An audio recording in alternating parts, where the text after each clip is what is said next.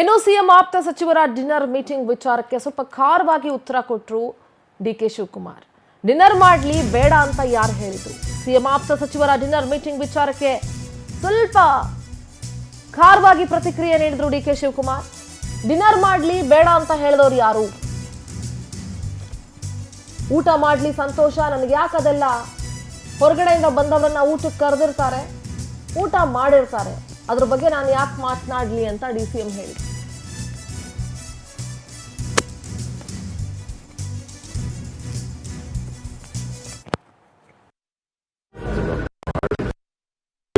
ಸಂತೋಷ, ಊಟ ಮಾಡೋದು ಬೇಡ ನಾಲ್ಕೈದು ಜನ ಅಷ್ಟೇ ಇದ್ದಿದ್ದು ಅಂತ ಸರ್, ಬೇರೆ ಸಂತೋಷ ನಮ್ಗೆ ಯಾಕೆ ಅದೆಲ್ಲ? ಈಗ ಬರ್ತಾರೆ, ಊಟ ಮಾಡ್ತಾರೆ, ಈಗ ಹೊರಗಡೆಯಿಂದ ಬಂದಿದ್ದೀವಿ, ತಪ್ಪೇನಿದೆ, ಮಾಡ್ತೀವಿ.